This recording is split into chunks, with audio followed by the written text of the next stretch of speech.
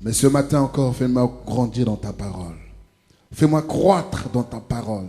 J'aimerais que chacun parle pour que la parole de ce matin puisse réellement révolutionner ta vie, puisse produire un réveil, une résurrection dans ta vie ce matin.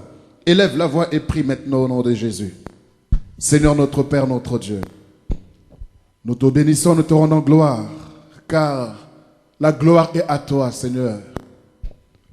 Alpha et Omega de nos vies. Tu es le commencement et la fin de nos vies, Seigneur notre Dieu. Tu es nous, Seigneur. Et nous voulons dépendre uniquement de toi. Nous voulons faire volonté.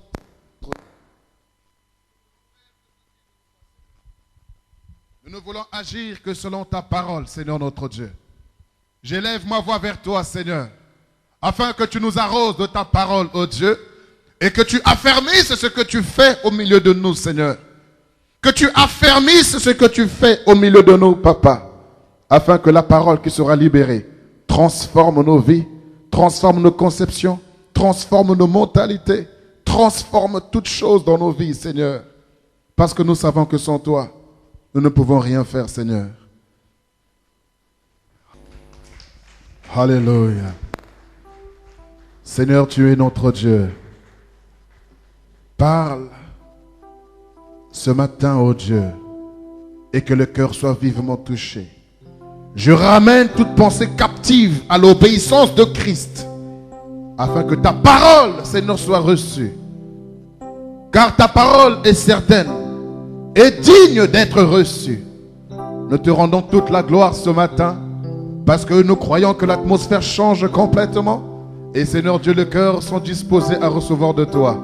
Seigneur Dieu, nous voulons une parole qui nous révolutionne, une parole qui nous amène, Seigneur Dieu, à réellement avoir des défis dans nos propres vies et à abandonner ce qui n'est pas la gloire de ton nom. Seigneur, que ta parole nous donne à relever les défis et à ébranler dans nos vies toutes ces habitudes, toutes ces traditions qu'on a acquises et qui ne sont pas à la gloire de ton nom. Laisse que ton esprit nous enseigne ce matin au nom de Jésus.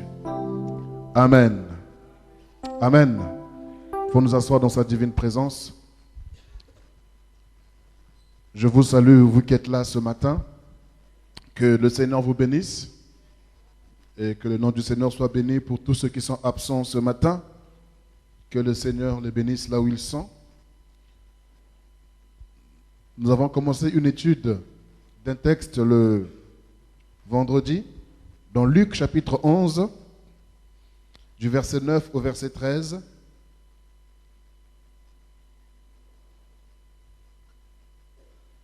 Luc chapitre 11, du verset 9 au verset 13.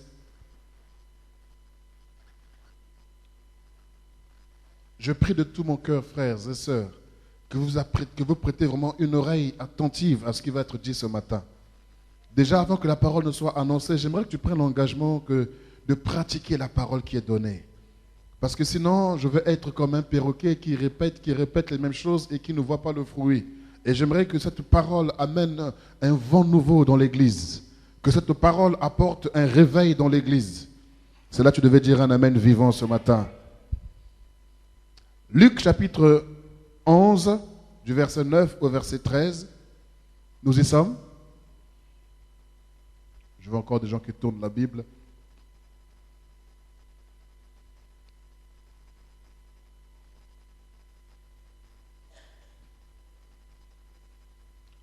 Je lis. Et moi, je vous dis, demandez et l'on vous,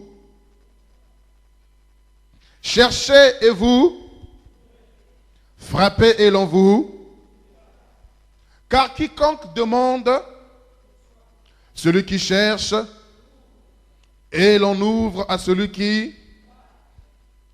Quel est parmi vous le père qui donnera une pierre à son fils s'il lui demande du pain? Ou s'il demande un poisson, lui donnera-t-il un serpent au lieu d'un poisson? Ou s'il demande un œuf, il lui donnera-t-il un scorpion? Si donc méchant comme vous l'êtes, vous savez donner de bonnes choses à vos enfants, à combien plus forte raison le Père Céleste donnera-t-il le Saint-Esprit à ceux qui le lui demandent? Amen. Alors pour ceux qui étaient là vendredi, gardez un peu le silence. J'aimerais poser la même question que vendredi. La question nous a été posée vendredi et j'aimerais que ceux qui n'étaient pas là le vendredi puissent y répondre. Dans le verset 9, on dit « Et moi, je vous dis, demandez et l'on vous donnera. Cherchez et on vous trouverez. Frappez et l'on vous ouvrira. » Alléluia. Lorsque tu demandes, qui? Donc, ce n'est pas la peine de faire une interprétation, une explication, mais littéralement, dans ce verset. Quand tu demandes, qui te donnera? Littéralement, là, littéralement, dans ce verset, demandez, qui vous donnera? Un. Et un, c'est qui?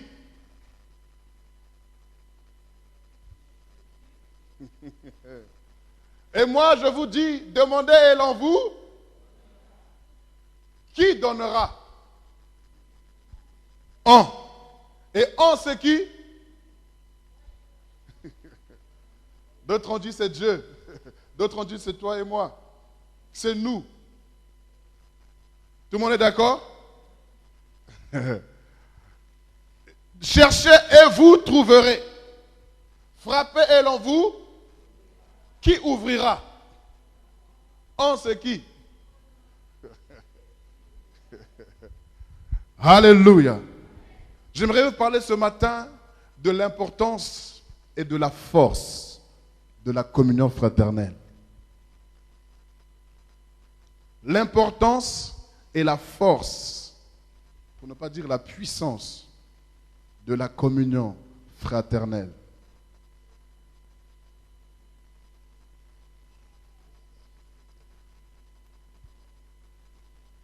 Frères et sœurs, dans ce passage, il y a deux parties. Il y a la première partie qu'on vient de lire, du verset 9 jusqu'au verset 10. Et après, du verset 11 au verset 13, on nous parle d'un autre type de demande.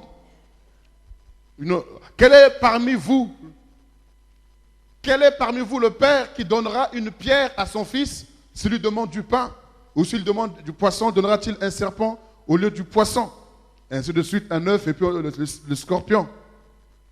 Et donc, plus loin, on nous dit, si nous demandons au Père, alléluia, si nous demandons donc au Père céleste le Saint-Esprit, il nous le donnera.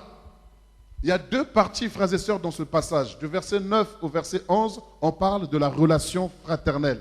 Et ensuite, on nous parle de la relation entre Dieu et ses enfants. Alléluia. Qu'est-ce qui est marqué dans le commandement du Seigneur, dans les principes de Dieu? Le Seigneur a dit, tu aimeras l'Éternel ton Dieu de tout ton cœur, de toute ton âme et de toute ta force.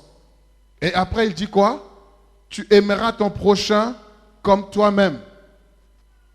Frères et sœurs, aujourd'hui, je vous assure, ça c'est vrai, c'est une vérité, du moins une vérité, une réalité, mais ce n'est pas la vérité. Il y a beaucoup de blessés, de déçus des églises. Il y a beaucoup de chocs, des lésions. Il y a beaucoup de déceptions. Il y a beaucoup de traumatismes. Il y a beaucoup de blessures qui sont encore même vives, qui n'ont pas cicatrisé au niveau de l'église. Et aujourd'hui, les chrétiens ont un langage. Moi, je vais à l'église, c'est pour mon Dieu. Là, c'est un langage de blessés de guerre. C'est un langage d'une personne qui est déçue. Moi, je vais pour mon Dieu. Ça, c'est vrai que tu viens d'abord pour ton Dieu. Mais laisse-moi te dire, selon la parole de Dieu, tu ne viens pas seulement pour ton Dieu. Pourquoi? Parce qu'il a dit, tu aimeras l'Éternel ton Dieu de tout ton cœur, de toute ton âme et de toute ta force. Et ensuite, il dit bien, tu aimeras ton prochain comme toi-même. Les chrétiens ont gardé la relation verticale. Mais la relation horizontale a été brisée. A été banni de l'église, a été banni du milieu du peuple de Dieu. Et ça, c'était une stratégie du diable. Si vous remarquez bien, dans ces derniers temps, le diable est en train de rassembler ses troupes. Il est en train de réunir ses troupes. Nous parlons d'un gouvernement mondial. Nous parlons d'une monnaie unique. Nous parlons de toutes ces choses, frères. Pendant ce temps, le diable est en train de détruire Ce qui fait la force de l'Église, la communion fraternelle. La communion fraternelle est quasi inexistante dans nos églises locales. On a adopté un langage ou un proverbe qui n'existe nulle part dans la Bible. Chacun pour soi et Dieu pour tous. Ce n'est pas écrit dans la Bible. Chacun pour soi et Dieu pour tous. Ça c'est faux. Le Seigneur a dit lui-même qu'il n'est pas bon que l'homme soit seul. Et là, souvent, on prend ce verset uniquement dans le contexte du mariage. Mais ce n'est pas seulement dans le contexte du mariage. N'oublions pas que le Seigneur a dit cela à Adam parce que Adam était encore seul sur la terre. Et pour qu'il y ait multiplication, il fallait qu'il y ait une femme à ses côtés.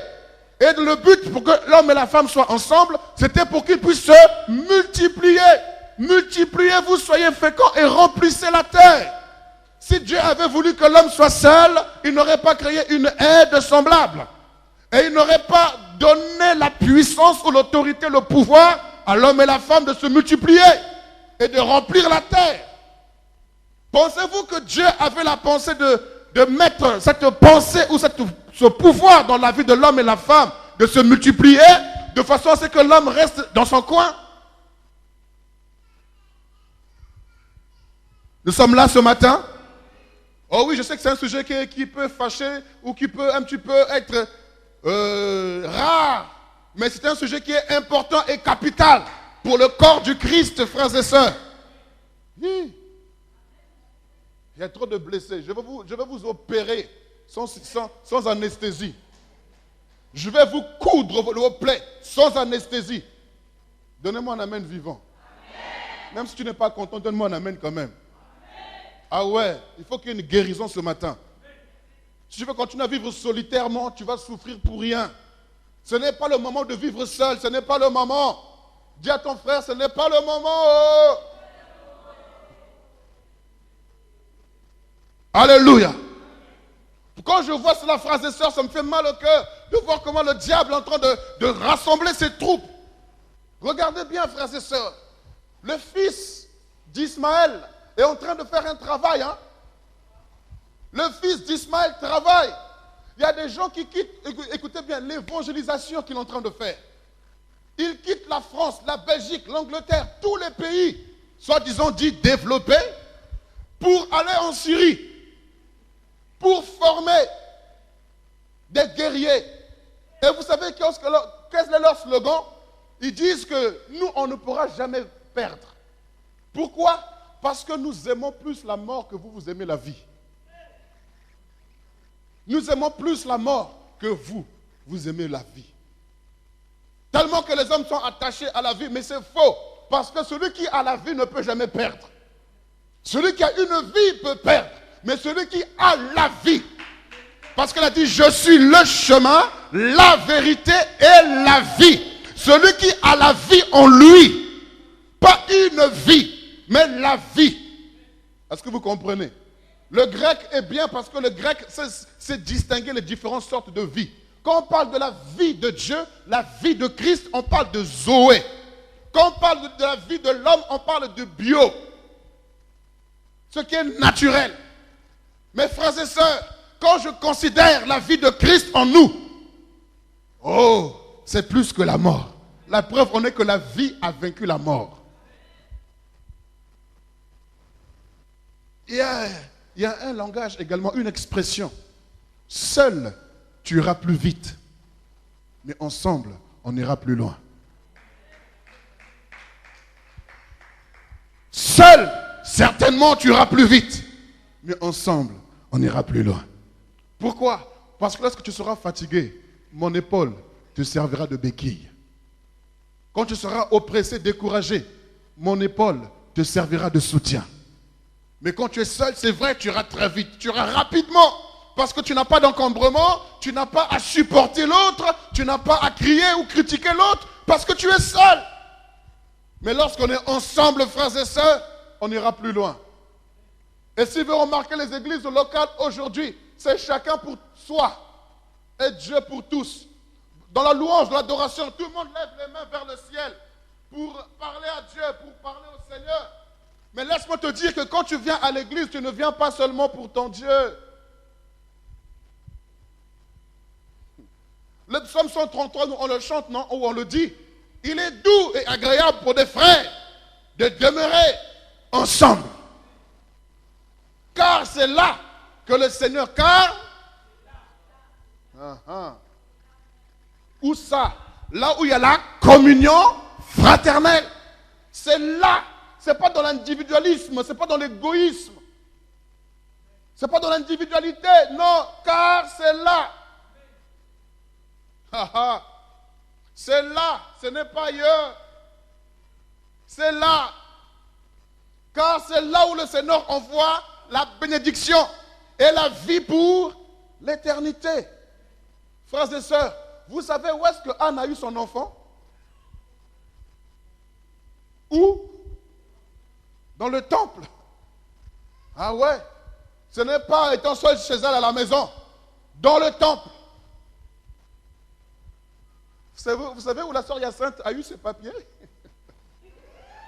Pour ne pas aller loin. Vous savez où la sœur Hyacinthe a eu sa maison? Vous savez où la sœur Hyacinthe a eu le travail fonctionnaire avec la carte de 1 an renouvelable chaque année? Un poste réservé aux Français? Car c'est...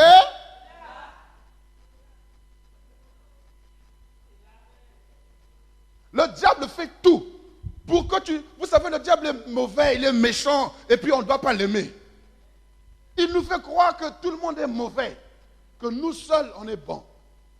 Que tout le monde est méchant, tout le monde a des caractères bidons, pourris, sales, horribles, que toi tu es pur. Alors pour te préserver, tu dois t'éloigner de ces méchants-là, de ces saletés-là, de ces ordures. Donc comme tu es propre, tu te préserves. Seigneur, tu vois, tu ne diffères en rien de ce pharisien qui est en train de se dire, Seigneur, regarde, moi je ne suis pas comme ce péager, comme ce païen ou comme ce pécheur. Moi, je paye ma dîme une fois par semaine. Je fais mon jeûne et prière une fois par semaine. Tu sais comment je t'aime, tout ça. Mais le péager à côté était à genoux. Il se frappait la poitrine pour dire, Seigneur, aie pitié de moi. Seigneur, pardonne-moi pour mes offenses, pour mes péchés. Tandis que l'autre est en train de louer ses services. Et c'est ça, frères et sœurs, lorsque tu considères que tout le monde est mauvais, que toi seul es bon, Dieu te tourne le dos. Pourquoi? Parce que Dieu a habité au milieu des gens qui avaient une mauvaise vie. Puisque tu es bon, mais va comme le Fils de l'homme, va sauver ceux qui sont mauvais. Va relever ceux qui sont par terre. Va sauver ceux qui sont perdus. Pourquoi tu t'éloignes? Christ ne s'est pas éloigné, il est rentré. Et quand nous considérons nos vices, frères et sœurs, Christ est allé nous chercher là où nous étions. Dans nos saletés, dans nos ordures, dans nos poubelles. Il est allé chercher. Il est allé fouiller là-dedans pour te sortir, pour te laver. Et aujourd'hui, tu oses dire que tu es propre et que les autres sont mauvais. On va faire honte au diable. Donnez-moi un amen vivant. Amen. Il faut que l'église, vous savez, une église ne peut pas croître s'il n'y a pas la communion fraternelle. Une église qui croît sans communion fraternelle, je vous assure, est une église, est une bombe à retardement. Parce qu'à tout moment, tout peut éclater. C'est pourquoi moi, je n'aime pas ça. Je n'aime pas l'hypocrisie. Je n'aime pas la façade, là. Non. Soyons profonds, soyons vrais. Parce que ça ne sert à rien. Une église qui se multiplie, je vous dis, sans communion fraternelle, une bombe à retardement. Parce que là, chacun garde son caractère. C'est pourquoi beaucoup n'aiment pas trop les églises où vraiment le pasteur te voit face à face. Qu'est-ce qu'il a à s'immiscer dans ma vie? Oui, je veux entrer dans ta vie par la parole de Dieu. Pour que ta vie change. C'est pourquoi beaucoup aiment bien les églises foulistes, où il y a la foule. Comme ça, moi, dans la foule, je suis perdu dans la masse. Même dans la masse, Dieu te voit. Frères et sœurs, tout dépend de nous. Si nous voulons que l'église grandisse, aille de l'avant, à nous de nous réunir et de nous unir. Parce qu'il y a une différence entre se réunir et s'unir. Là, nous sommes réunis, mais est-ce qu'on est unis? C'est pourquoi quand on parle des États-Unis, ce n'est pas des États-Unis, ce sont des États réunis. Quand on parle de l'Union européenne, ce n'est pas l'Union. C'est la réunion européenne. Ils se sont réunis, mais ils ne sont pas unis. Le même gouvernement, les députés européens se critiquent les uns et les autres. Dans ce Parlement européen, il y a plusieurs partis politiques. Les gauches, droites, centristes, tout ça. Les homosexuels, tout est dedans. Alors, non, ça, ce n'est pas être unis. Ça, c'est être réunis. Et nous ne voulons pas d'une église qui simplement se réunit, mais nous voulons une église où on s'unit. Oh, merci pour les 2 personnes qui ont dit Amen. Alléluia. Remettons un peu Luc chapitre 11, verset 9. Et moi, je vous dis, demandez et on vous donnera. Cherchez et vous trouverez. Frappez et on vous ouvrira. Et vous avez dit, oh, c'est le Seigneur. Non. C'est pas le on là, ce n'est pas le Seigneur. Parce que si on frappe à la porte, là, ce n'est pas le Seigneur qui est venu ouvrir la porte. Alléluia. Sinon, on n'allait pas mettre les bien-aimés dans l'accueil pour ouvrir la porte. Puisque le Seigneur lui-même allait descendre pour ouvrir la porte. Demandez et on vous. Frères et sœurs, il y a des choses que tu demandes à Dieu, Dieu ne te donne pas parce que ce n'est plus entre ses mains. C'est entre les mains de ton frère. C'est entre les mains de ta sœur. Il ne te donnera plus parce qu'il a déjà donné. C'est parce que nous sommes orgueilleux. Nous sommes fiers. Moi, demander, dans ma famille, on m'a appris. On nous a inculqué. On nous a enseigné. On nous a répété. Oh, des verbes de politesse. À ne jamais, à ne guère, à ne point. Donc le verbe demander pour toi est synonyme de mendicité, d'humiliation, de te ridiculiser, quoi, de t'avilir carrément. Ce qui fait que pour toi demander c'est je vais demander à Dieu. Demander et on. C'est on qui va te donner, ce n'est pas Dieu. Dieu a déjà donné à on. Maintenant, à toi d'aller demander à on.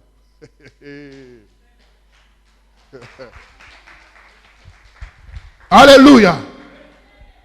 Je vous assure, nous prions pour beaucoup de choses, mais il y a des choses, regardez bien, vers la fin, je vous dis la deuxième partie, le Seigneur dit, si on demande au Père Céleste, le Saint-Esprit, au Père Céleste, on demande les choses du ciel. Et vous priez pour votre mariage, la femme elle est déjà sur terre, elle n'est plus au ciel. Il ne faut pas dire, Seigneur, envoie-moi. Et tu regardes encore au ciel. Tout ce qui t'enverra du ciel, c'est la pluie. C'est la neige. Voilà ta femme. Voilà ton monsieur. Ta femme n'est plus au ciel, elle est sur la terre. Ton mari n'est plus au ciel, il est sur la terre. Alléluia. Tu pries, c'est vrai, Seigneur, oriente-moi, dirige-moi, tout ça. Tu pries pour ça, ok. Mais ne dis pas, Seigneur, envoie-moi. Il n'est plus au ciel, il est déjà sur la terre. Frères et sœurs, il y a des choses que Dieu a déjà libérées sur la terre. L'or et l'argent ne sont plus au ciel, c'est sur la terre. Est-ce que nous sommes là ce matin? Frappez et l'on vous ouvrira. Il y a des gens, vous savez, qui souffrent pour rien. On souffre pour... Oh Seigneur, aide-moi. Est-ce que je ne sais pas si j'aurai le temps de dire tout ce matin?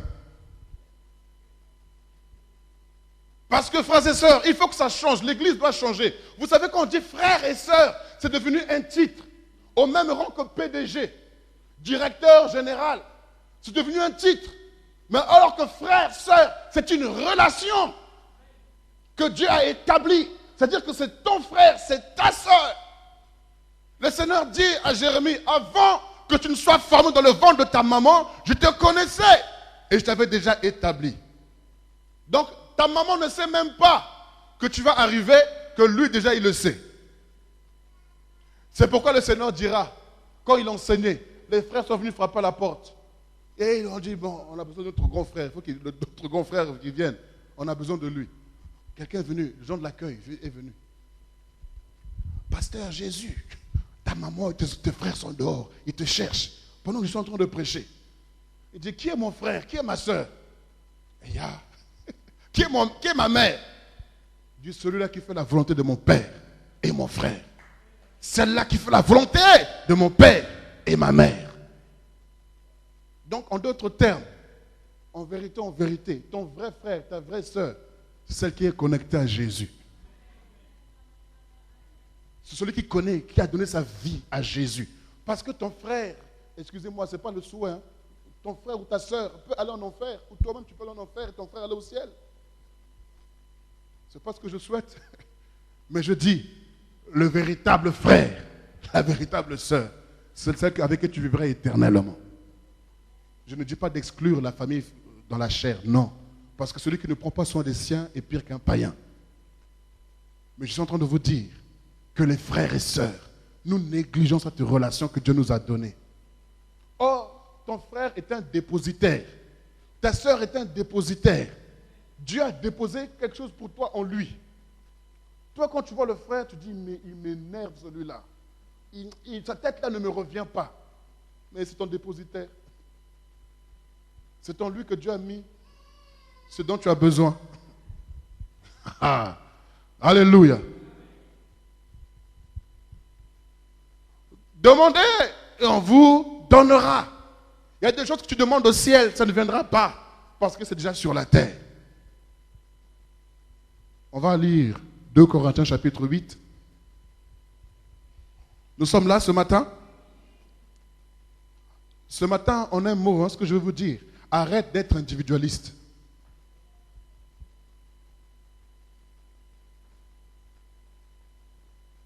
« 2 Corinthiens chapitre 8. Je vais essayer de donner le maximum ce matin et on va prier. 2 Corinthiens chapitre 8, alors nous lisons du verset 12 au verset 15. Je lis. La bonne volonté, quand elle existe, est agréable en raison de ce qu'elle peut avoir à sa disposition et non de ce qu'elle n'a pas. Car il s'agit non de vous exposer à la détresse pour soulager les autres, mais de suivre une règle d'égalité. Dans la circonstance présente, votre superflu pourvoira à leurs besoins, afin que leur superflu pourvoie pareillement au vôtre, en sorte qu'il y ait égalité. Selon qu'il est écrit, celui qui avait ramassé beaucoup n'avait rien de trop, et celui qui avait ramassé peu n'en manquait pas. Amen. Et Actes chapitre 2, que nous connaissons très bien. Actes chapitre 2, du verset 44 au verset 47.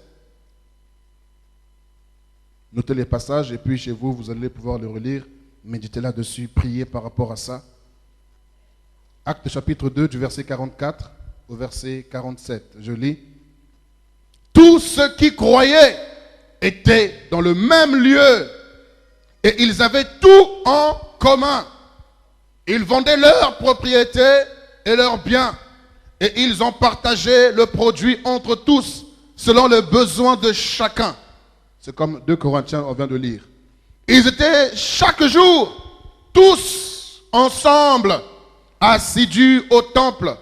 Ils rompaient le pain dans les maisons et prenaient leur nourriture avec joie et simplicité de cœur, louant Dieu et trouvant grâce auprès de tout le peuple.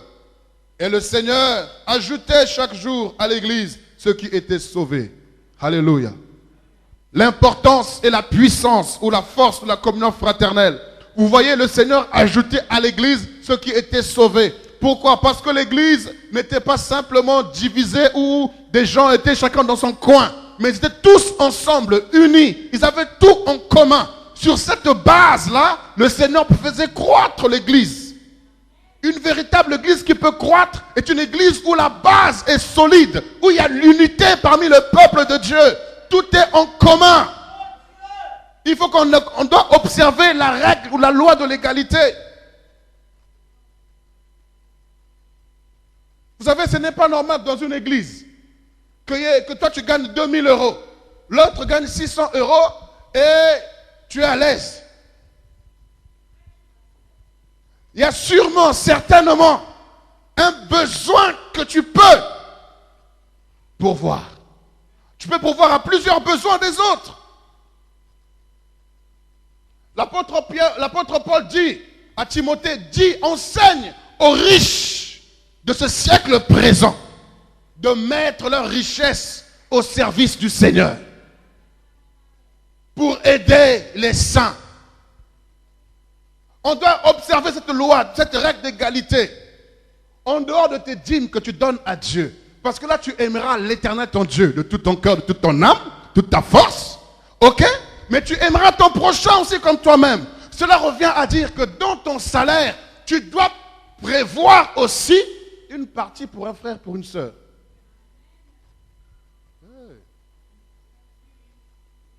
La preuve, comme je dis vendredi, votre armoire à chaussures déborde. Pour la fermer, vous devez... Et après, mettre un meuble devant. Parce que ça déborde. Mais le mois prochain, te voilà encore en train de te balader sur les Champs-Élysées. Tu vas où? Lancel. Tu vas où? Louis Vuitton. Weston. Tu vas où? Non, je me promène, je fais les magasins. Ton placard est déjà plein à craquer. Est-ce que tu penses que l'argent que tu vas mettre dans la chaussure ne peut pas aider quelqu'un dans l'église? Tes costumes, n'en parlons plus. Bon, moi je ne parle pas de moi parce que mes costumes datent des années 2004. Alléluia. Mais je suis fier de mes costumes. Ils sont tout neufs. Dieu les restaure tous les jours. Pourquoi? Vous savez pourquoi? Parce que moi, je fais toujours passer l'intérêt des autres avant les miens. Je peux avoir 2000 €. Je peux tout vider pour les autres, mais moi-même, rien. C'est bizarre, hein? Les dîmes, je ne les reçois pas, je ne les perçois pas. Tout pour l'œuvre de Dieu. On peut me dire, je suis bête ou quoi? Non, c'est une alliance que j'ai faite avec le Seigneur. Je préfère manquer aujourd'hui, mais pourvu que je sois correct devant le Seigneur. Je fais passer les intérêts de Dieu, des frères et sœurs avant les miens. Pendant 3 ans, je me suis retrouvé à payer le loyer d'un pasteur en Afrique. J'ai pris l'engagement, je dois prendre la scolarité de certains enfants en Afrique. Parce que vous savez, on mange trop de McDo, de KFC. Mais avec un McDo, KFC, tu peux aider un enfant en Afrique à être scolarisé. Il n'y a plus cette loi d'égalité. Cette loi d'égalité vient de Exode. Le Seigneur a dit au peuple d'Israël, lorsque je vais envoyer la manne, vous allez ramasser la manne. Et quand vous allez ramasser la manne, quand il y aura un superflu, donne ça à ton voisin. Si tu oses garder ça, ça va pourrir. Ça va devenir de l'eau. Et vous savez, il y a beaucoup d'argent qui pourrit dans vos comptes en banque. Il y a des viandes qui pourrissent dans vos congélateurs, dans vos frigos. Il y a des sacs de riz, il y a des boîtes de conserve qui pourrissent. À cause de votre égoïsme, à cause de votre manque de principe de la loi de l'égalité. Regarde bien, si tu fais bien le constat, tu vas même peut-être jeter des œufs chez toi. Des yaourts que tu as jetés. Il y a des choses que tu as jetées qui auraient pu servir à quelqu'un. Est-ce que nous sommes là? Frères et sœurs, regardez bien. Pendant que Élie, le serviteur de Dieu, que lui-même a appelé, il est en train de boire l'eau du torrent et d'être nourri par le corbeau. Quand le torrent va être vraiment sec, le Seigneur dit quoi? Il dit, va à Sarepta. Va, il y a une veuve là-bas, à qui j'ai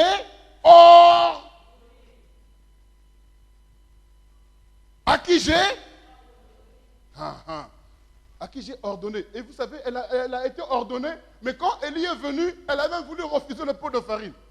Donc elle-même n'était pas au courant qu'elle a été ordonnée par Dieu. Ce qui revient à dire, il y a des pots de farine qui sont chez vous, qui ne sont plus à vous, mais ça devient une semence pour que cela produise davantage dans ta maison. Est-ce que nous sommes là? Il y a des vêtements que tu vas acheter qui ne sont pas à toi, mais qui sont pour quelqu'un d'autre. Ça va servir de semence pour que cela se multiplie chez toi.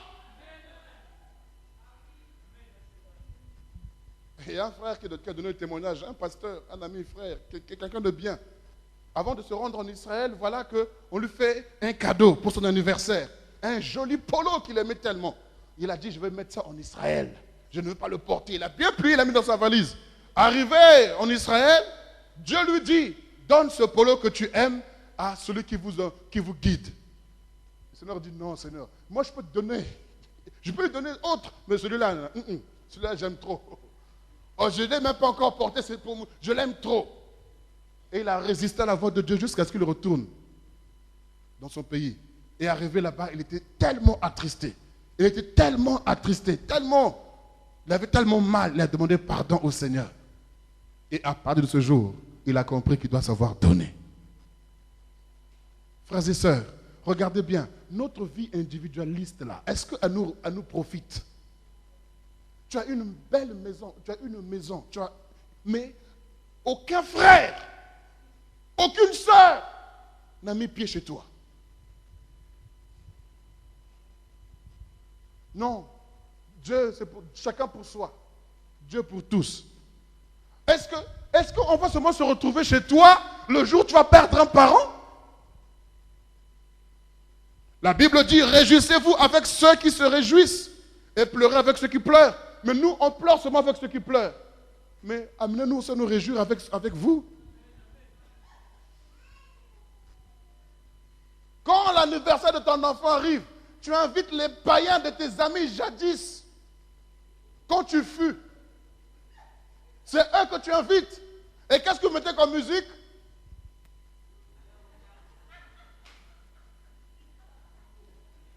Et le dimanche, tu viens encore chercher à adorer Dieu.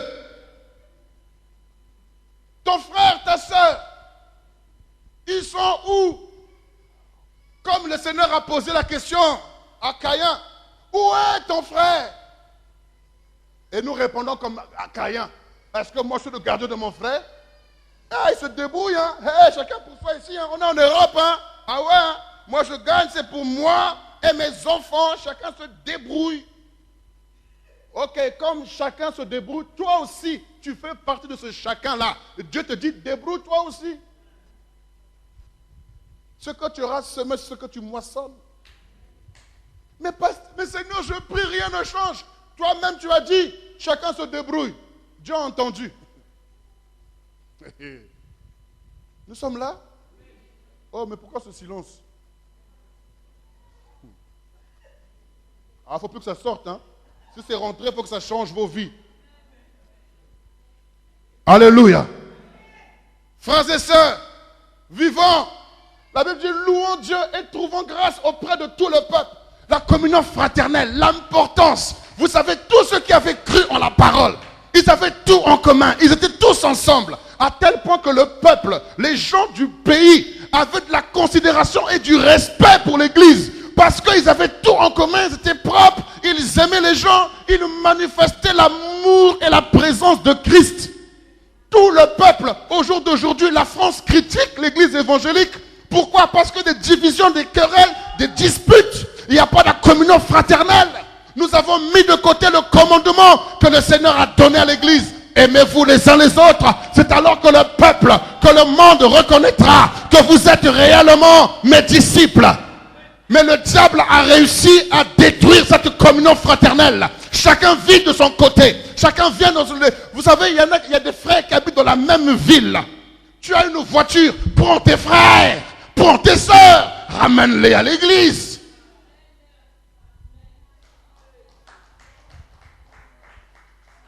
Comment tu peux laisser le frère prendre le bus, le train, alors que toi tu as de la place dans la voiture? Vous savez, il y a des choses que Dieu t'a données, ce n'est pas seulement pour toi. Je vous ai dit, non, le vendredi après la réunion, je suis pasteur, non?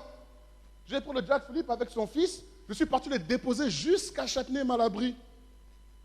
Parce que je leur dis, frère, je ne suis qu'un dépositaire. Mais si je dis, quand même, je suis pasteur, le bishop de l'église, attendez, quand même, débrouille-toi. Encore la rigueur, je te laisse à la gare, j'ai déjà fait beaucoup. Non, notre titre là nous tue. Il y a une relation qui ne sera jamais ôtée. C'est frère, sœur. Bishop disparaîtra. apôtre disparaîtra. Docteur, prophète, évangéliste, ça va disparaître. Mes frères, sœurs, ça restera éternellement. Parce que Christ est l'aîné, le premier-né de tous les frères. Et non pas de tous les pasteurs ou de tous les apôtres. Alors, je crois également que Dieu a ordonné à quelqu'un de me nourrir. Je crois aussi que Dieu m'a ordonné de nourrir quelqu'un. La veuve de Sarepta ne savait pas. Parce que si elle avait su qu'elle avait été ordonnée par Dieu, elle aurait reçu Élie sans problème. Mais elle a dit que je n'ai qu'un pot de farine. Voilà comment nous raisonnons. Ah, avec mon RSA là. Ah, avec mes acédiques là. Ah, avec mon petit salaire. Je veux faire quelque chose, elle avec un pot de farine. Si tu n'as que, ce que tu n'as que, ce n'est plus pour toi. Ça devient une semence. Il ne me reste que ce n'est plus pour toi. Il faut semer quelque part. Ce qui sera pour toi superflu sera quelque chose de grand pour l'autre. Ce que tu considères 20 €, ce n'est rien. Mais pour l'autre, ça fait un mois qu'il n'a pas vu le billet bleu. Et quand il voit le billet bleu, pour lui, le ciel est venu le visiter. Il a dit, oh, les larmes coulent. Vous savez pourquoi? Parce que là, il se rend compte que le Seigneur vient de lui ouvrir une porte. Il vient se rendre compte que, Seigneur, ça fait des mois que je n'ai pas vu un billet bleu devant moi. Voilà qu'un frère est venu me rendre visite, m'a laissé ce billet. Seigneur, je te dis merci. Pour toi, c'est rien, 20 €, mais pour l'autre, c'est quelque chose. Tu sais ce qui va se passer à ce moment-là? Ce même frère, quand Dieu va l'élever, il ne pourra jamais oublier cet acte. Et automatiquement, envers toi, il y aura le respect et la considération. Si quelqu'un vient t'insulter dans ses oreilles, il est capable de le gifler. Hé, tu sais de qui tu parles, toi? Alléluia. Mais quand chacun vit de son côté, quand vous venez à l'église, qu'est-ce qui se passe? On ouvre la porte, on sourit. Mécanique. Parce qu'on a honte, on est gêné. Je suis en retard, excusez-moi. Je m'assois. Quand tu t'assois, tu es la dernière arrivée et tu es la première à partir. À partir d'aujourd'hui, on va fermer les portes. On va d'abord s'assurer qu'on a dit bonjour à tout le monde avant de partir. On est pressé, pourquoi? Tu ne dois pas prendre de rendez-vous le dimanche. Prends ça à partir de 17h, de 20h là-bas. Quand tu vas au travail, est-ce que tu prends un rendez-vous à l'heure du travail? Non, on va d'abord fermer la porte. On va te dire bonjour à tout le monde. Tout le monde a dit bonjour, ok, on peut partir. Non mais pasteur, moi j'ai faim, hein. Mais quand il y a la gapée, tu ne restes pas non plus. Tu as faim, ok, tu as faim, ok, on va te servir à manger. Non, aujourd'hui je n'ai pas faim. Frères et sœurs, vous savez combien la gapée, ce n'est pas simplement pour nourrir nos ventres. C'est pour nous amener à être fédérés. Vous savez, il n'y a pas autre chose qui réunit les hommes. C'est la nourriture, l'argent. Vous savez, les alliances, les grands contrats se signent au restaurant. Vous savez, quand on a un morceau de beefsteak dans la bouche, ça nous fait parler, n'est-ce pas? Ben écoutez, le verbe sort. Parce qu'un ventre affamé n'a point d'oreille. Écoutez, mais tu me sers un bon verre. Oh, ben, je vais te révéler le secret. C'est pourquoi les grands patrons signent les contrats au restaurant. Nous dînons ensemble ce soir. C'est-à-dire que les signatures vont tomber. Autour d'un repas, vous savez, c'est convivial, c'est familial, c'est fraternel. Le fait de manger ensemble. C'est pourquoi les Juifs ne mangent pas avec n'importe qui. Et la Bible nous dit que de ne même pas manger avec celui qui se dit frère et qui ne l'est pas. Yeah.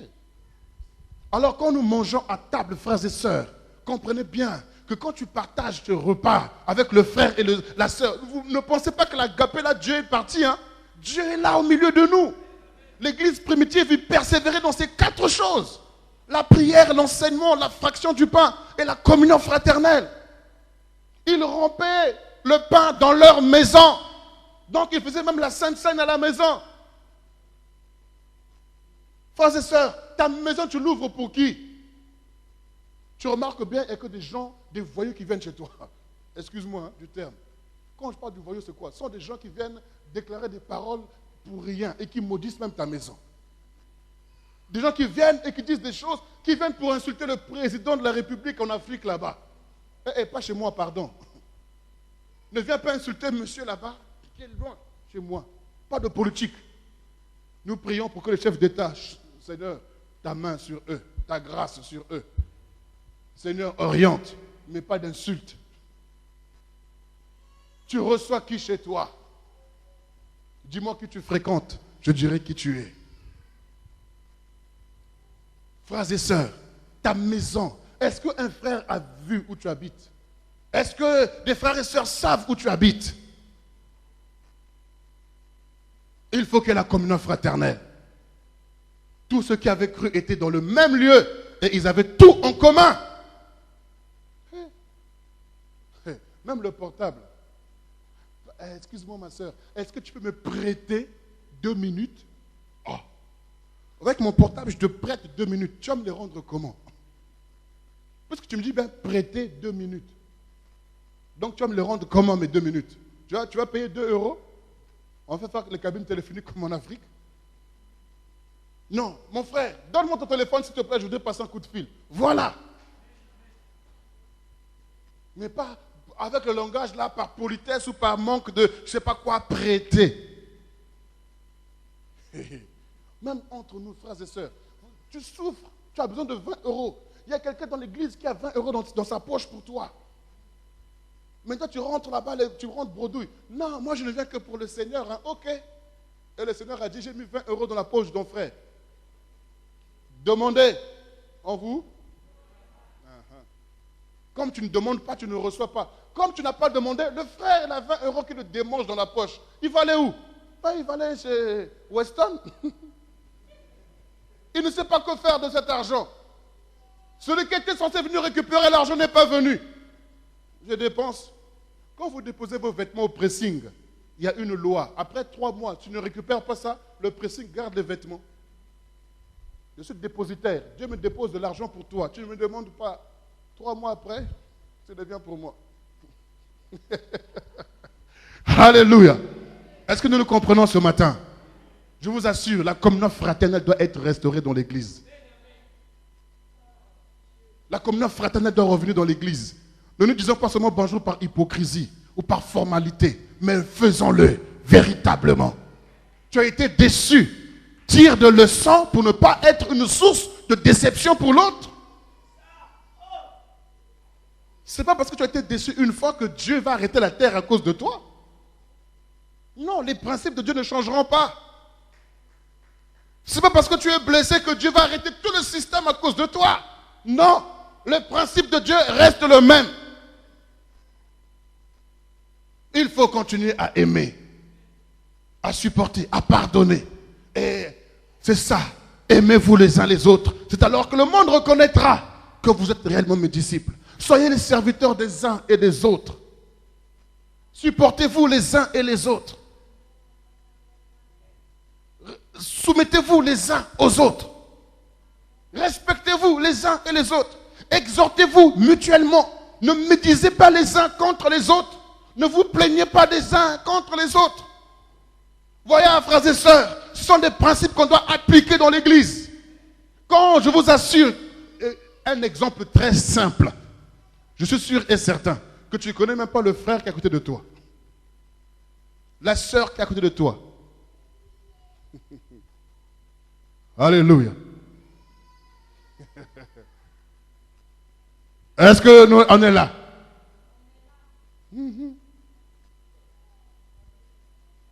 Il faut qu'on arrive à apprendre à se connaître. Ton calepin est rempli de qui? Les noms là, c'est qui il y a dedans? Quand tu appelles une telle personne, est-ce que vraiment tu es édifié à la fin de la conversation? Je n'ai pas dit d'effacer vos numéros de vos amis, quoi que ce soit. Je n'ai pas dit ça. Je dis, mais dans ton répertoire, il n'y a même pas le numéro du pasteur. Il n'y a même pas le numéro de frères et sœurs.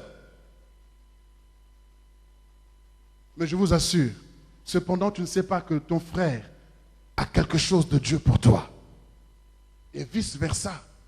Parce qu'il a ordonné à la veuve de nourrir Élie. Et nous, on prend seulement ce passage pour parler seulement des serviteurs de Dieu. Serviteurs de Dieu, oui, mais Élie était aussi fils du Dieu vivant. Donc ce qui revient à dire entre frères et sœurs, il y a des gens à qui Dieu a ordonné de nourrir les autres. Commencez à prier pour vos salaires. Après avoir donné la dîme, vous payez vos choses, tout ça là, tu as sûrement un superflu. Dis Seigneur, à qui est-ce que je peux donner ce mois-ci? Qui est-ce que je peux encourager, Seigneur? Parce qu'il y a plus de plaisir à donner. Mais nous, en général, chaque fin du mois, j'ai trop travaillé, je voudrais me faire.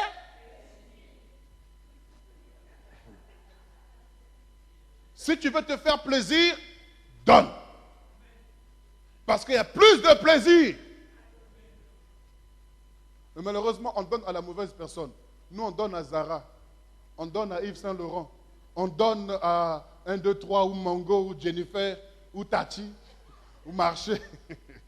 On leur donne à ce gens-là. Est-ce que vous me comprenez? Je ne vous dis pas de ne plus faire vos achats. Ce n'est pas ce que j'ai dit. Je dis bien, il y a des choses pour lesquelles il faut commencer à prier. Pour dire, Seigneur, seulement que je peux aider quelqu'un. Alléluia. C'est pourquoi bientôt aussi on mettra en place une offrande pour le social. Pour soutenir les frères et sœurs.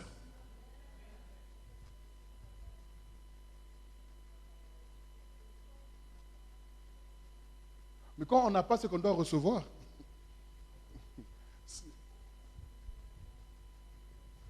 mais tu ne resteras pas toute ta vie sans rien. Dieu te donnera forcément à un moment donné. Voilà. Quand on n'a rien, on n'a rien. Comme l'apôtre Paul l'a dit dans 2 Corinthiens chapitre 8, verset 12, la bonne disposition existe quand on a quelque chose à donner. Mais quand on n'a pas, on n'a pas. Et quand on n'a pas, c'est qu'on doit recevoir. Amen. Si dès lors où tu as déjà la pensée de vouloir donner, vous savez, moi j'ai beaucoup de projets, mais je n'ai rien pour l'instant. Et moi j'ai la foi que Dieu me donnera pour réaliser ces projets. Mais quand tu n'as pas la notion déjà de donner, souvent je vous le dis ici, non? Que je vais vous acheter des voitures. J'achèterai des voitures à plusieurs ici. Je ne le dis pas souvent. Mais j'ai l'argent pour l'instant. Alors, Dieu voit par rapport à la vision que tu as, il te donnera la provision. Et c'est toi qui es ma provision. Et je suis ta provision. Vous savez, regardez bien. Je prends un exemple simple. Souvent, quand quelqu'un perd un membre de la famille, on se cotise, non? Pour soutenir la personne. Mais là, nous perdons quelqu'un. Mais il y a un frère, il y a une sœur aussi qui voudrait avoir quelque chose, qui voudrait enfanter la vision. Avoir la vision, c'est un enfant qui est dans notre sein, qui doit être enfanté pour que le frère ou la sœur puisse avoir quelque chose de nouveau. Vous comprenez? Mais pourquoi on n'arrive pas à cotiser pour ça? Regardez par exemple le frère Jean-René. C'est un chef d'entreprise. Il faut qu'on s'asseye pour dire, frère, il te manque quoi pour commencer?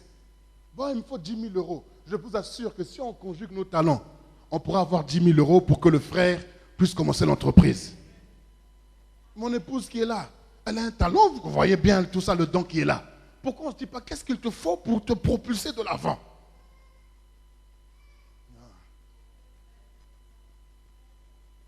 Il y a des choses qu'on peut faire sans pour autant qu'on puisse aller de gauche à droite. Si vous restez dans vos coins, il n'y aura pas de multiplication.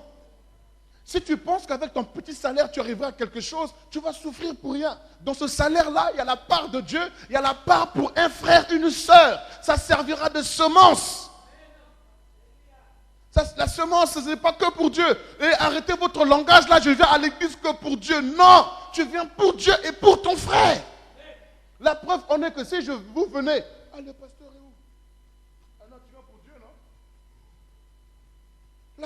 La sœur est où? Le frère est où? Parce que nous sommes habitués, nous sommes une famille. Quand mon frère n'est pas là, ça me dérange. Qu'est-ce qui s'est passé? Pourquoi il n'est pas venu? Qu'est-ce qui s'est passé? Quand je ne le vois pas, je l'appelle. Qu'est-ce qui s'est passé, mon frère? Je ne t'ai pas vu. Ah non, tu sais, à ce moment, ça ne va pas. Qu'est-ce qui ne va pas, frère? Non, vraiment, je voulais venir, mais je n'avais plus de carburant dans la voiture. Je n'avais pas de moyens pour prendre le transport. Vraiment, je ne voulais pas frauder. Frère, quand c'est comme ça, appelle. Bon, j'arrive te voir. Et voilà.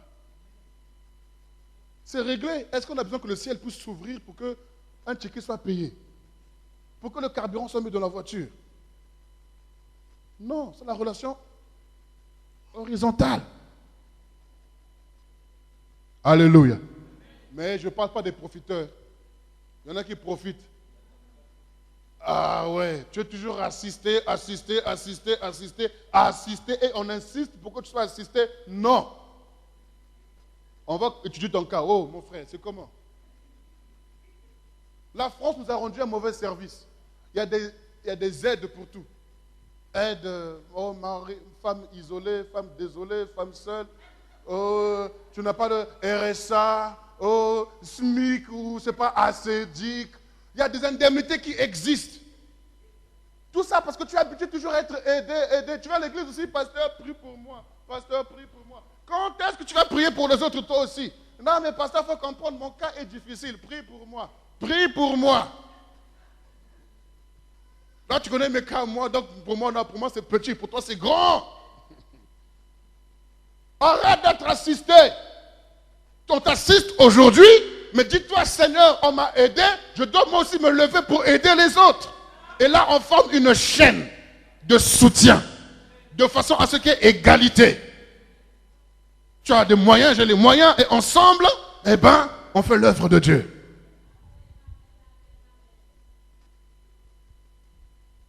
Alléluia. Frères et sœurs, est-ce que le message passe ce matin? Vivons la communion fraternelle. Ne laissons pas le diable nous diviser. Ne laissons pas le diable nous mettre chacun dans son coin. L'église n'est pas là simplement comme si tu viens au cinéma. On vient tous regarder un même film, mais chacun avec des idées différentes. Et puis après, on rentre chacun chez soi. Non! Tous ensemble dans un même lieu. Dans un même lieu. D'où vous vient ce langage que non, je peux prier partout. Dieu est partout. Dieu est partout, mais toi tu n'es pas partout et tu ne dois pas être partout. Tu dois être dans un lieu, un seul. Tu es SDF spirituel. Et non, pasteur, moi je ne suis pas venu parce que j'étais à l'église là-bas. Hein. J'étais à l'église là-bas, j'étais en communion, j'étais avec le Seigneur. Dieu est partout, toi tu ne dois pas être partout. Il y a des familles partout, mais toi tu n'es pas là, tu n'es pas membre de toutes les familles. Tu es membre d'une seule famille. Et toi, tu te promènes partout. C'est pourquoi dans les églises, on ramène des gastro-spirituels. Tu vas manger là-bas quelque chose qui t'a intoxiqué, tu viens, ah, là-bas on a appris que la femme n'a pas le droit de prêcher. Le pasteur commet une erreur. Hein. Ah, je te dis, hein. Gastro-spirituel. Et tu contamines. Et l'autre aussi commence à avoir la gastro, mal à l'aise. Comment être mal à l'aise? Tu commences au premier rang, mal à l'aise. Deuxième, mal à l'aise. Jusqu'à ce qu'après, c'est la porte. À cause de la gastro. Pour éviter la gastro, mange à la maison. Si tu dois sortir, dis papa, je suis invité quelque part. Au moins, papa sait et prie pour toi. Comme ça, quand tu reviens, ah papa, ce que j'ai mangé là-bas, vraiment, ça n'a pas allé, ça n'a pas été. On te donne du smecta spirituel. Pour éviter de contaminer les autres.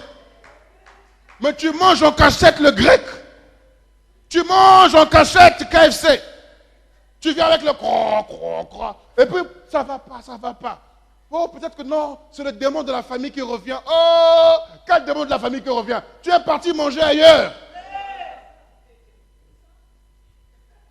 Oh, il ne faut pas fatiguer les gens comme ça. Est-ce que le message passe? Qu'on ne vous trompe pas. L'église locale existe. L'église de Jésus existe. Qu'on ne vous trompe pas. La Bible nous dit de ne pas abandonner nos assemblées.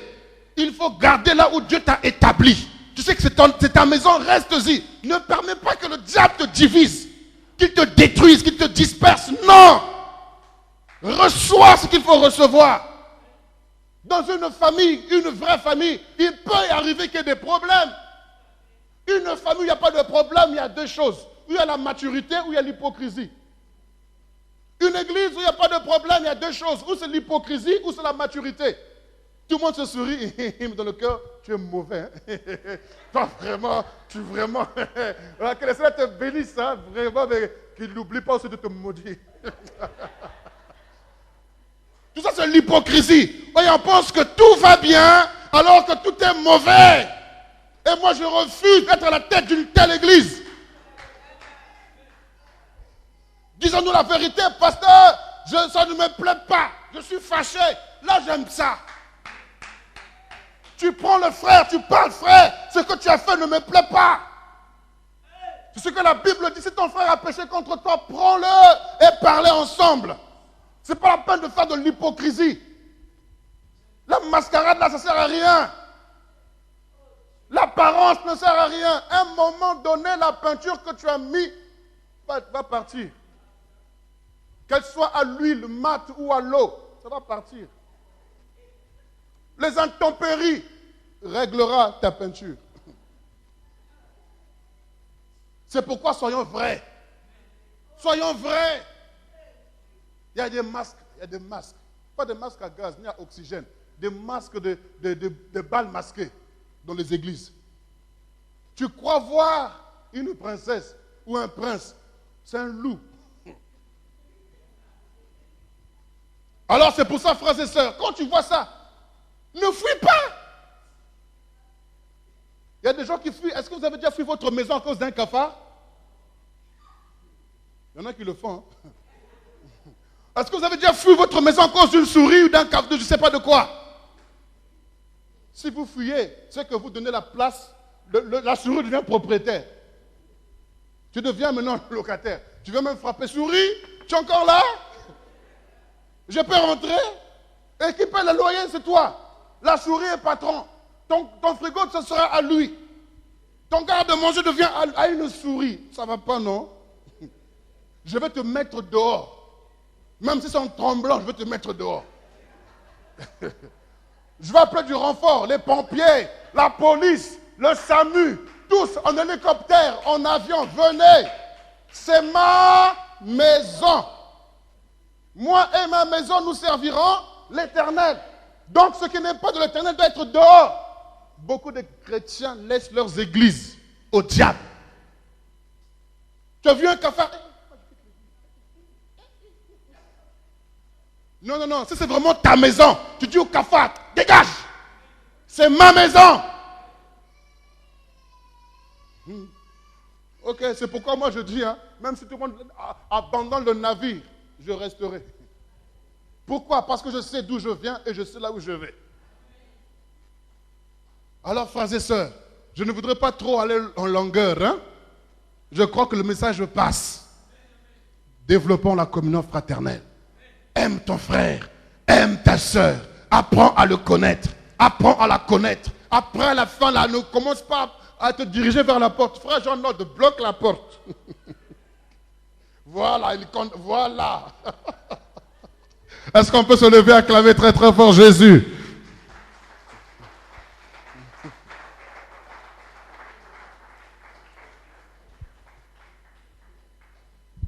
Regarde un peu le frère à côté de toi. Regarde la sœur qui est à côté de toi. Tu sais, c'est une grâce. C'est une grâce. C'est une faveur de l'Éternel. Il y a des gens qui payent pour être dans des clubs, pour être dans des associations. Mais toi, gratuitement, Dieu t'a donné un frère, une sœur. Vous savez, Moïse, malgré l'onction, malgré l'appel, il avait besoin de Hur et de Aaron. Paul, malgré la puissance qu'il avait, malgré la grâce qu'il pouvait avoir, mais il a dit, j'ai besoin de toi, Timothée. Tite, j'ai besoin de toi. Nous avons besoin des uns et des autres. Jésus lui-même, en tant que le Fils du Dieu vivant, Dieu sur terre, dira aux disciples, vous n'avez même pas été capable de prier avec moi 1 heure.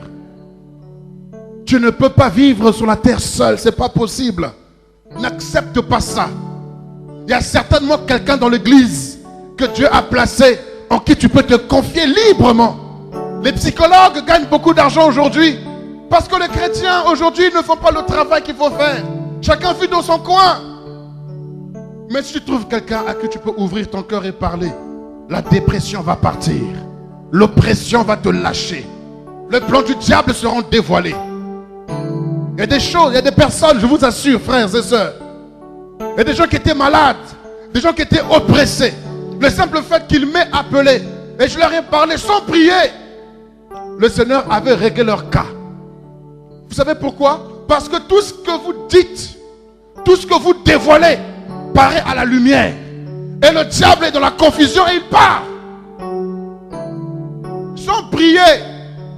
De dire, parce que tu m'as parlé, sache que tu es guéri. Parce que tu m'as parlé, sache que tu es libre. Et j'ai vu cela plusieurs fois dans le ministère. Il y a des gens simplement parce qu'ils ont trouvé une oreille attentive. Eh bien la personne a été consolée. La personne a été restaurée. Parce qu'elle a trouvé une oreille attentive. Il n'a pas trouvé forcément l'argent ou un morceau de pain, mais une oreille attentive. Est-ce que tu es capable de comprendre ce matin? Est-ce que tu es en mesure de comprendre ton importance ce matin dans le corps du Christ? Tu ne viens pas seulement pour le Seigneur, mais tu as une famille que le Seigneur t'a donnée. Apprends à te rapprocher.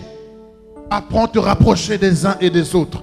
C'est pourquoi tu as une lourde responsabilité de ne pas blesser, de ne pas décevoir, de ne pas être faux, d'être vrai. Pour dire, Seigneur, tu m'as responsabilisé. Parce que tu as posé la question à Caïn, où est ton frère? Tu me poseras aussi la question un jour, où est mon frère? Où est ma soeur?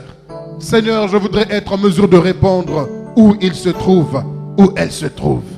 J'aimerais que chacun élève la voix et commence à prier. Élève la voix et commence à parler à ton Dieu maintenant. Humilie-toi dans la présence de ton Dieu. Déchire ton cœur ce matin. Si tu sais que tu as été blessé dans la communion fraternelle, tu sais que tu as été déçu dans le domaine de la communion fraternelle, tu as un langage qui n'est pas approprié, ce matin, humilie-toi pour dire, Seigneur, aide-moi à repartir à nouveau. Aide-moi, Seigneur. Ma présence est importante. Ma présence a de la valeur. Seigneur, je peux aider quelqu'un. Je peux relever quelqu'un. Je peux encourager quelqu'un. Je peux soutenir quelqu'un. Je peux reprendre quelqu'un pour que la personne soit sauvée. Oh Seigneur notre Dieu, nous avons besoin de toi. Nous avons besoin de toi. L'importance et la force de la communion fraternelle. Seigneur, nous voulons avoir de bonnes dispositions. Oui, nous voulons être disposés. Disposés, Seigneur, à faire le bien. Disposés à aider quelqu'un. Disposés à pardonner, à encourager, à exhorter, à relever quelqu'un, Seigneur, qui était au plus bas. Seigneur, nous avons besoin de toi. Nous avons réellement besoin de toi. Père, regarde l'église d'aujourd'hui, comment le diable a mis la zizanie, comment le diable a mis la division, comment le diable a semé un enseignement, Seigneur Dieu, qui divise les gens, qui amène les gens à être égoïstes, individualistes, Seigneur. Mais tu ne nous appelles pas à vivre de la sorte. Tu ne nous appelles pas à vivre en autarcie. Tu ne nous appelles pas à vivre dans le renfermement. Tu ne nous appelles pas à vivre, Seigneur notre Dieu. Oh Père Céleste, même tu nous appelles à vivre en harmonie les uns avec les autres. Et l'apôtre Paul nous dit, ne devez rien à personne si ce n'est l'amour. L'amour fraternel. L'amour fraternel. Et cet amour a été répandu dans nos cœurs par le Saint-Esprit. Oh, nous voulons manifester cet amour les uns envers les autres. Je veux cesser de me renfermer. Je veux m'épanouir, Seigneur. Je veux encourager quelqu'un. Je veux aider quelqu'un. Je veux entourer quelqu'un. Je veux continuer, Seigneur Dieu, à soutenir malgré, Père Céleste, les besoins. Malgré, Seigneur Dieu, les montagnes qui peuvent se présenter à moi. Mais je veux aider, Seigneur. Je veux encourager quelqu'un. Je veux soutenir quelqu'un. Je veux persévérer, Seigneur, dans le bien. Je veux continuer à faire le bien. Je ne veux pas être vaincu par le mal. Je ne veux pas être vaincu par les traumatismes ou les déceptions. Mais je veux me relever de toute déception. Me relever de tout traumatisme. Me relever de toute douleur, Seigneur. Afin que ton église s'épanouisse. Seigneur, tu m'as dit de te servir sans traumatisme. Tu m'as dit de te servir, oh Dieu de gloire, tout en étant, Seigneur Dieu de gloire, correct. à ne pas être sentimental. Oh Seigneur, que la parole persévérante comprenne ce message que tu nous donnes. À vivre la communion fraternelle. À vivre ensemble. À vivre ensemble. À vivre ensemble. Pour ta gloire. Frères, sœurs, dans vos réunions à partir d'aujourd'hui, apprenez à vous parler à cœur ouvert. Programmez des réunions, frères. Programmez des réunions, sœurs. Jeunesse, vous avez déjà votre programme à vous. Dans ce programme, parlez, développez la communion fraternelle. Développez cela. Développez cela. Qu'il y ait l'harmonie dans l'église. Qu'il y ait l'unité dans l'église. Qu'il y ait l'amour fraternel dans l'église. Que nous apprenions à soutenir aussi dans le bien. Qu'on apprenne à soutenir aussi ceux qui ont des projets. Avec le peu que nous avons, nous voulons aider les gens qui ont des projets pour qu'ils aillent de l'avant. Sans pour autant se dire que je suis celui que Dieu a utilisé. Non. Mais en le faisant simplement. En le faisant librement. Seigneur, nous avons besoin de toi. Nous avons besoin de toi, Seigneur. Nous avons besoin de toi, Seigneur. Oh, j'aimerais que 3 voix s'élèvent ce matin. Qu'une sœur élève la voix par rapport au message qui a été reçu. Que chacun, que tu vas représenter les sœurs. Tu vas élever la voix pour parler au Seigneur. Un frère va élever la voix pour représenter les frères. Et un jeune élèvera la voix pour représenter la jeunesse vers le Seigneur. Pour qu'il y ait dans l'harmonie dans l'église. À tour, au fur et à mesure, chacun élève la voix.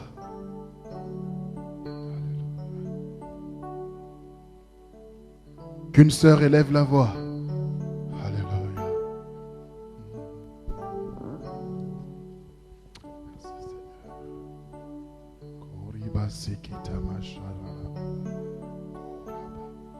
Une sœur élève la voix vers le Seigneur par rapport au message qui a été apporté. Parle en faveur des sœurs vers le Seigneur. L'harmonie, le règne, la paix, l'amour véritable entre les sœurs.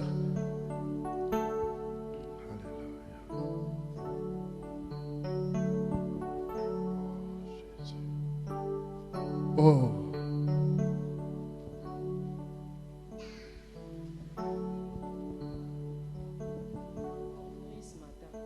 Jésus-Christ, laisse encore que, ô Père éternel, cette parole puisse être sémée, pas sur une terre non fertile, mais sur une terre fertile, Jésus-Christ. Apprends-nous encore à s'aimer les uns et les autres, Jésus-Christ. Laisse que, Père éternel, cet amour puisse venir déchirer tout ce qui est blocage, tout ce qui nous freine à aller de l'avant, Jésus-Christ. Que ce qui était hier, notre passé, Père éternel, puisse rester notre passé. Et que ce que nous avons appris aujourd'hui, Père éternel, puisse être notre futur, ô Jésus-Christ. Que nous puissions marcher selon ta droiture, Jésus-Christ. Que nous ne puissions plus dire, oh mon Dieu, je vais à l'église pour mon Dieu, mais que nous puissions dire, nous allons à l'église pour être en communion fraternelle avec nos frères et nos sœurs, Jésus-Christ. Jésus, nous voulons nous lever et aller de l'avant. Nous ne voulons plus être freinés par les rancœurs, oh Seigneur Jésus. Dieu. Nous ne voulons plus être freinés par tout ce qui nous avait blessés, Seigneur, dans notre passé, Seigneur. Nous voulons être capables d'aider notre frère ou notre sœur qui est dans le besoin. Seigneur, nous avons besoin de toi. Viens prendre le contrôle, oh Père éternel. Laisse que ton amour soit, oh Père éternel, notre partage, Jésus. Nous avons besoin de toi, car de nous-mêmes, nous ne parviendrons pas. Nous avons besoin du Saint-Esprit. Envoie ton Saint-Esprit afin qu'il puisse, oh Père éternel, nous aider. Tu as dit, Seigneur, dans ta parole, ta main n'est pas si courte, oh Père éternel. Jésus-Christ, laisse que toi seul puisses nous toucher afin que nous puissions aller de l'avant. Jésus, tu as dit encore ta parole, ta moisson est grande, mais il y a peu d'ouvriers. Seigneur, nous, sœurs, dans cette maison, nous avons besoin d'appartenir à cette moisson-là, afin d'aller de l'avant avec toi. Au nom puissant de Jésus-Christ, nous avons ainsi prié. Amen. Amen. Merci Seigneur. Alléluia. Qu'un frère élève la voix également. Que le Seigneur bénisse la sœur qui a élevé la voix en faveur des sœurs.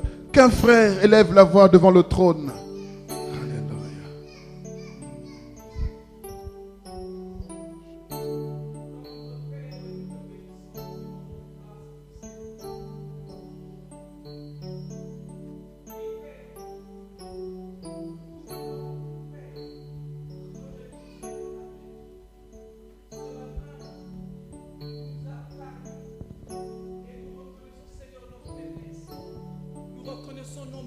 prions, Seigneur, par rapport, Seigneur, à l'amour fraternel. Mais nous venons, Père, ce matin, toi qui as aimé jusqu'à la mort, nous voulons venir vers toi, Père, afin que tu nous apprennes. Tu nous apprennes à nous aimer les uns les autres. Tu nous apprennes, ô notre Dieu, à considérer, Seigneur, nos frères et sœurs au Père, afin que nous soyons réellement, Seigneur, tes disciples. Oui, Père, ce matin, tu nous parles de la grandeur, de la puissance de la communion fraternelle.